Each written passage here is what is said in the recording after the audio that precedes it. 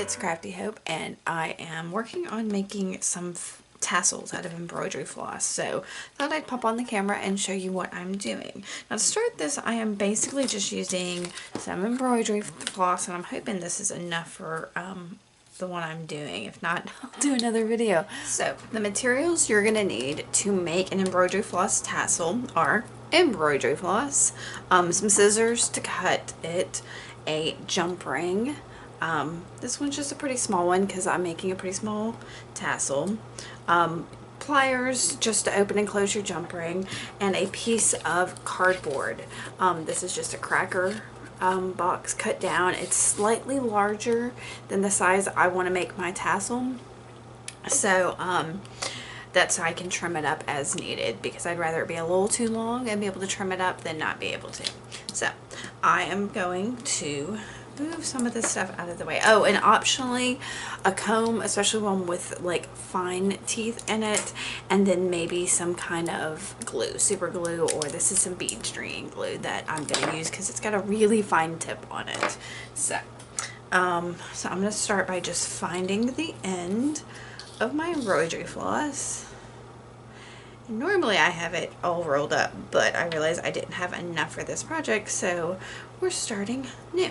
So I'm going to start with the tail of this, leaving a little bit of a tail hanging off. That way I know that's the end, and I'm counting that as 1. Now I know I want to do about 15 wraps, so I'm just gonna go.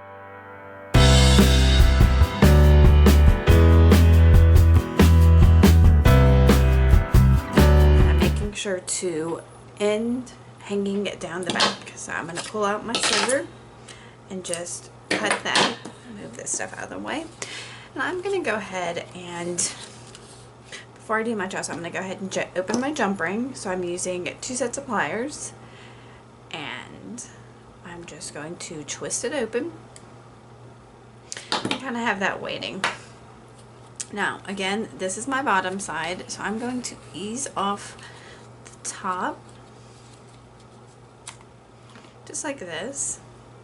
I'm going to go ahead and slip my jump ring on here, making sure I get all of my floss. And this might be easier actually with my pliers.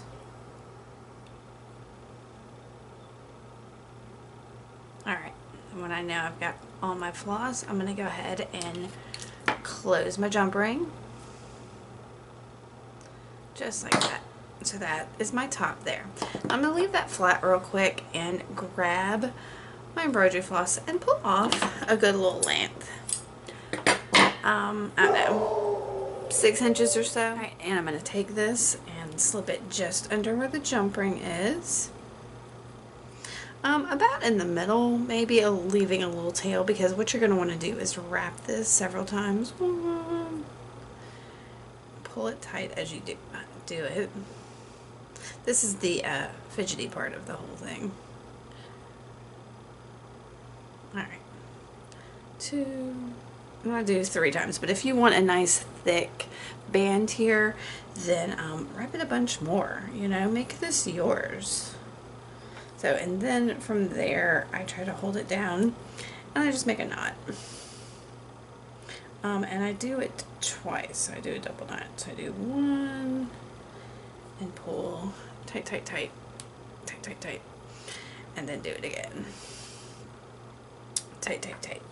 Now, there are 2 things you can do. 1, you can just incorporate those pieces as part of your tassel, or you can cut them off. So but before you do that, you can, if you have trust that your knots are going to stay, leave it alone. But if you want to go ahead and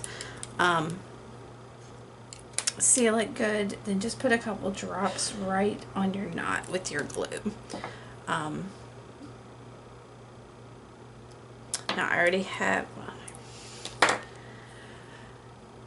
have a piece that's already dried, and I did not leave these long enough.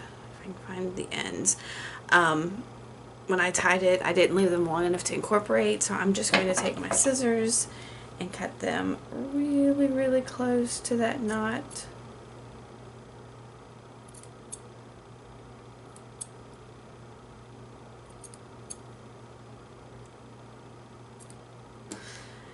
And then I'm going to cut the loops down here at the bottom. So I'm just going to insert here. Now you can cut straight across like this. I like to cut it here. Again, it gives me a little more to play with. And there was my beginning and end. So there's a tassel just like that. But I like to take it a step or two further. And I'm going to go ahead and, let's see, I'm going to even this up just a little bit. Like that. And then I'm going to take my comb. I'm going to start on the wider teeth here and hold this end and just comb through it to get all of that a little more, I don't know, straight. Then I'm going to take my thinner one and comb through it as well.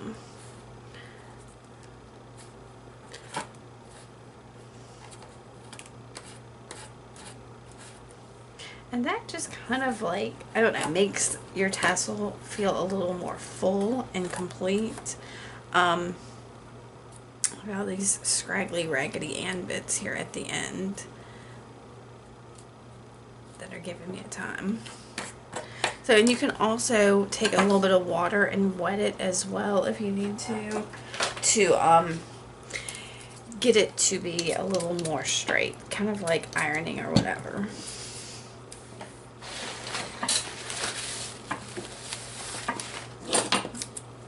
Go back through.